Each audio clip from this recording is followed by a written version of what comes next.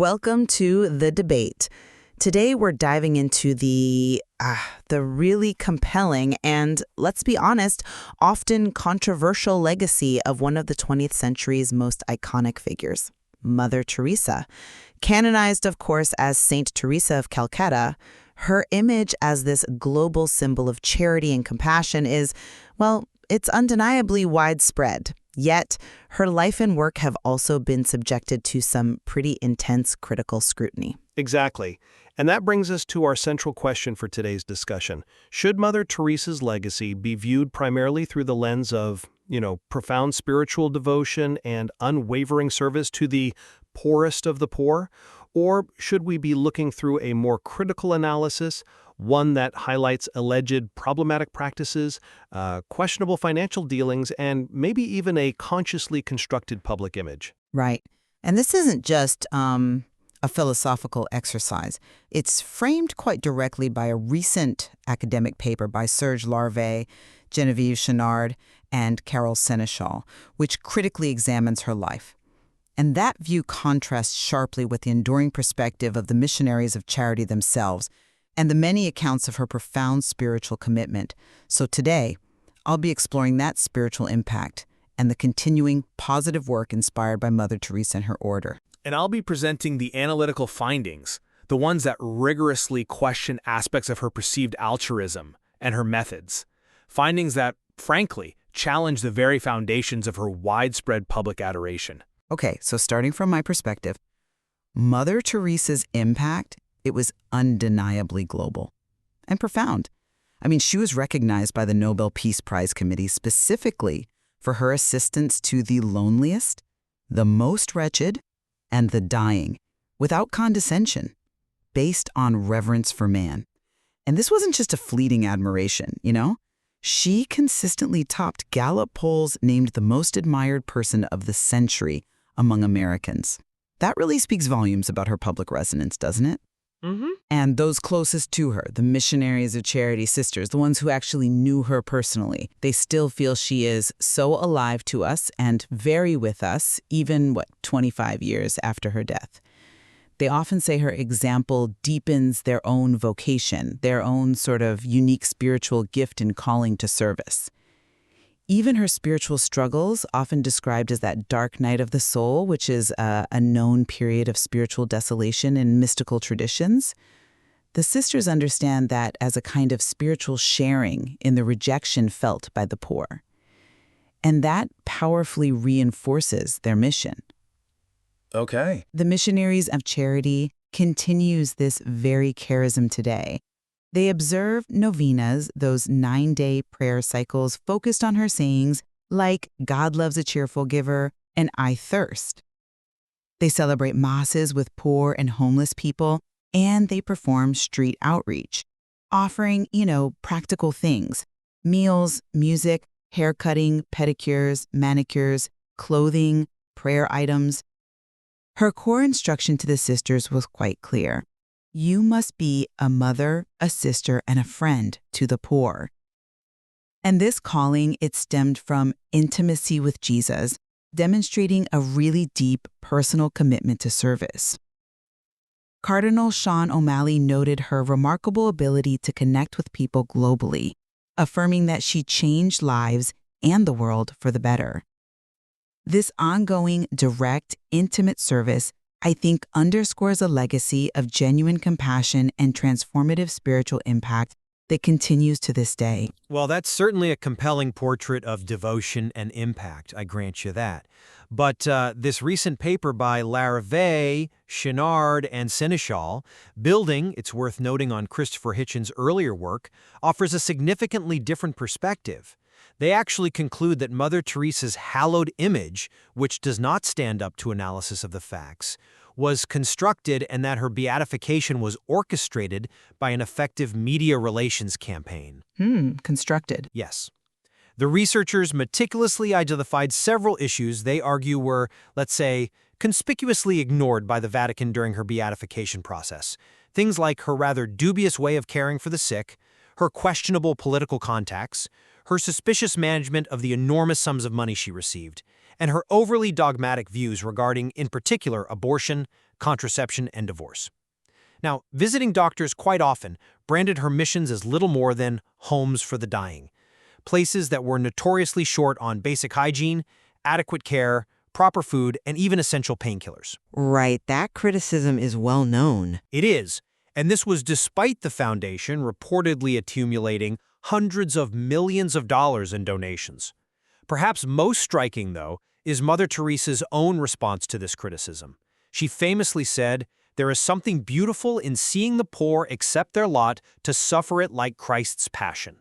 Now that sentiment stands in pretty stark contrast to our own choice to receive modern American hospital palliative care when she herself needed it. Okay. She also accepted the Legion of Honor and substantial grants from the notoriously corrupt Duvalier dictatorship in Haiti.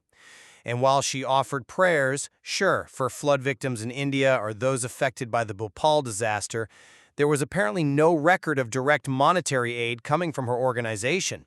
Millions of dollars, the research indicates, were transferred to the Missionaries of Charity's secret bank accounts.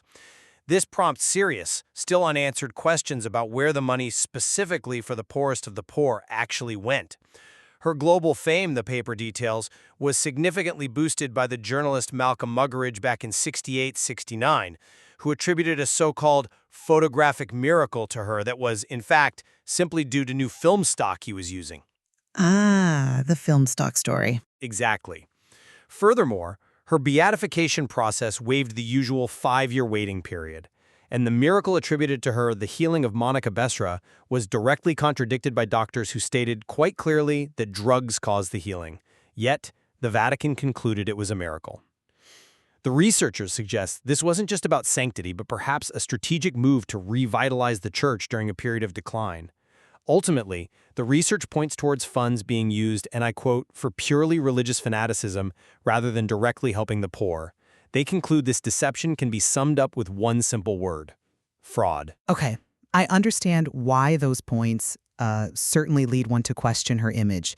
But let's maybe consider the nature of care and the alleviation of suffering from a slightly different angle.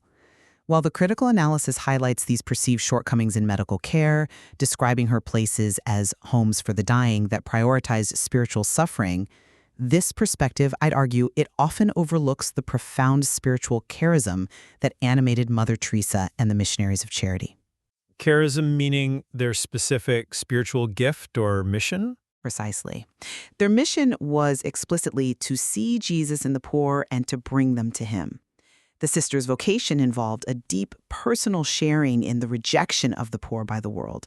So what we're really grappling with here, I think, is a fundamental divergence in what we even define as care itself. Is it purely medical, or can spiritual solace be equally, maybe even more profound in certain contexts? While conventional medical aid might have been limited, perhaps in some instances, the spiritual comfort and the dignity offered to the dying by simply accepting their nothingness alongside them, that was a core aspect of their mission, and for many, this was precisely the solace they truly sought. Moreover, the order continues to provide essential physical support today, offering meals, clothing, direct personal service on the streets. This wasn't just about medicine. It was about a kind of holistic care that respected the spiritual dimension of human suffering alongside the physical. That's an interesting framing of their mission. But if their primary mission was indeed spiritual, how do you address the documented expectations of those actually seeking help? The research clearly states, and this is quite specific, that 2/3 of the people coming to these missions hoped to find a doctor to treat them. That suggests a pretty fundamental mismatch, doesn't it, between the care sought by the beneficiaries and the specific, spiritually focused care provided by the Missionaries of Charity. Glorifying suffering, which Mother Teresa often did, is, well, it's a very distinct concept from actively alleviating it, especially when, as the research indicates, the foundation had hundreds of millions of dollars at its disposal. To knowingly withhold painkillers and basic hygiene, even if it's rooted in a particular spiritual outlook, that directly contradicts the common, humanitarian understanding of charity as a means to relieve immediate, tangible suffering And her own choice, again, to receive modern palliative care in an American hospital when she was ill only accentuates this perceived hypocrisy. It seems to imply one standard for her own suffering and quite another for those she claimed to serve. I find myself disagreeing with that interpretation, primarily because it seems to view the missionaries of charity's mission through a purely secular, almost exclusively medical lens, which I think is incomplete. This perspective tends to overlook the spiritual choice inherent in their specific charism.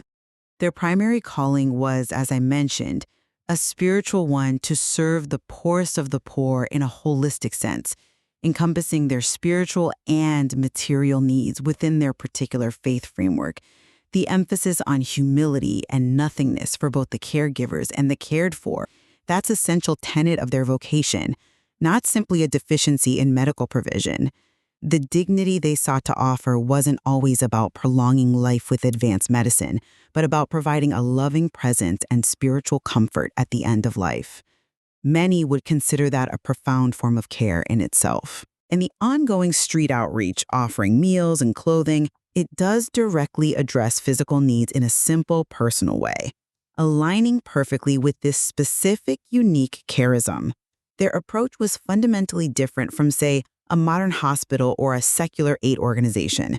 Okay, following from that discussion on the practical implications of her care, perhaps we should shift focus slightly to the equally pressing questions surrounding financial transparency and how these enormous donations were truly utilized. The research highlights, quote, suspicious management of the enormous sums of money, with millions of dollars reportedly held in secret bank accounts. And there's that notable lack of direct monetary aid during major disasters like the floods in India or the Bhopal explosion. This raises very serious questions, I think, about the use of funds donated with the explicit understanding they were for alleviating poverty in a tangible sense. The claim that funds were used for, quote, purely religious fanaticism rather than practical aid points to a significant potential breach of donor trust. How can we reconcile the immense wealth apparently accumulated with the alleged parsimony in providing direct relief to those in immediate, desperate need? Well, while I understand the concern about financial transparency, particularly looking back through a modern lens, the material also tells us that Mother Teresa successfully founded 517 missions in over 100 countries. Now, that remarkable feat itself required substantial financial resources and, frankly, sophisticated organization. So the funds were clearly used for something, namely establishing and sustaining a global network of care for the poor. The focus, it seems, was on direct personal service and the expansion of the order's presence among the poor, rather than functioning like a conventional financial aid organization that focuses on large-scale financial disbursements. The provision of meals, clothing, and shelter within their missions and through their street outreach is a direct and practical form of aid. The charism of the order dictated a specific form of charity, which was hands-on personal service, not necessarily writing checks to external disaster relief funds. I mean, given the sheer scale of operations across 100 countries, what alternative, more transparent financial model would have enabled such rapid and wide-reaching expansion without compromising the direct, hands-on nature of their service? That's a difficult question. I have to challenge that assertion, though. The sheer scale of operations, while impressive, doesn't inherently excuse a lack of accountability, especially when donors believed funds were intended for direct, secular aid to alleviate suffering, not solely for religious expansion or just the maintenance of missions. The argument that money was channeled towards what the researchers explicitly describe as purely religious fanaticism, while people suffered from preventable causes without direct financial intervention during crises like floods or Bhopal, that fundamentally contradicts the public perception of altruism that drew those donations in the first place. The question absolutely remains, where the millions of dollars for the poorest of the poor have gone, if not directly to alleviate their most pressing, immediate needs, particularly given her own, sometimes complex statements on suffering. This isn't just about choosing a different model. It's about transparency within the model they chose and aligning practice with public expectation. That's a valid point about public expectation, certainly. But I approach the evidence from an alternative angle, focusing more on the continuity of their mission. The charism, as we've discussed, dictates the specific form of their charity, and it's clear their mission emphasized direct personal presence and service above all else. The sisters' work, including offering those to-go meals and clothing on the streets, it directly addresses physical needs within that established framework. The fact that new members are embracing this very charism today, with sisters actively saying they love it and want to protect it, that indicates a real continuity of purpose and a belief in its efficacy for serving the poor in their specific way. This service is primarily through presence and personal attention rather than large-scale financial disbursements to external aid efforts. It's about a particular, dedicated approach to charity, one that emphasizes spiritual and personal connection over perhaps large financial transfers. Okay. Let's shift then to the third major point, the potent role of media and the subsequent beatification in shaping her public image. The paper unequivocally argues Mother Teresa's hallowed image was constructed by an effective media relations campaign.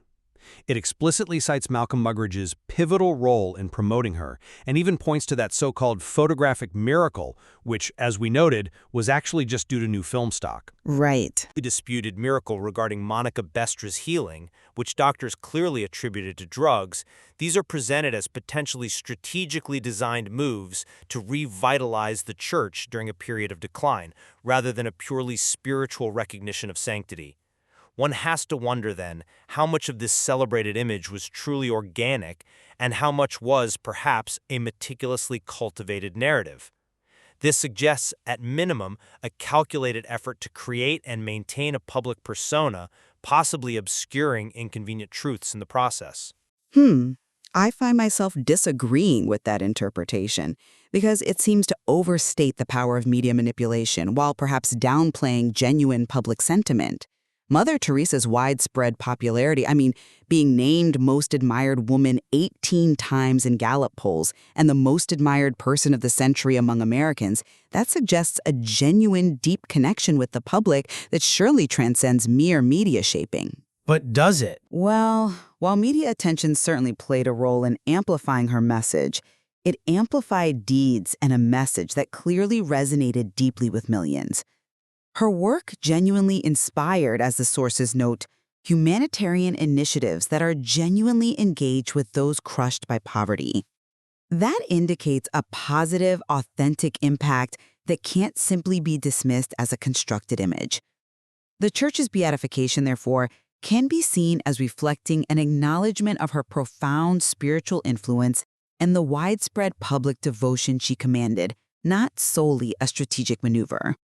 The enduring faith and inspiration she sparked seems to point to something far deeper than just public relations. But mass popularity, however impressive, doesn't inherently equate to factual accuracy or ethical probity, does it? The evidence presented suggests a carefully managed public persona, one that deliberately obscured problematic details regarding her care for the sick, her financial dealings, even her political contacts. If the core narrative of selfless altruism, which underpins this positive effect, is undermined by these facts, if the image was indeed built on misrepresented details or omissions, then the humanitarian initiatives inspired by this myth might, in effect, be built on a rather unstable, potentially misleading foundation.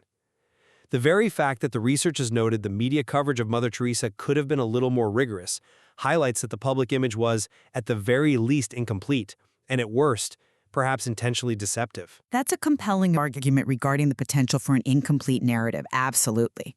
But what I would highlight is the enduring spiritual spirit that continues to thrive, seemingly independent of these critiques.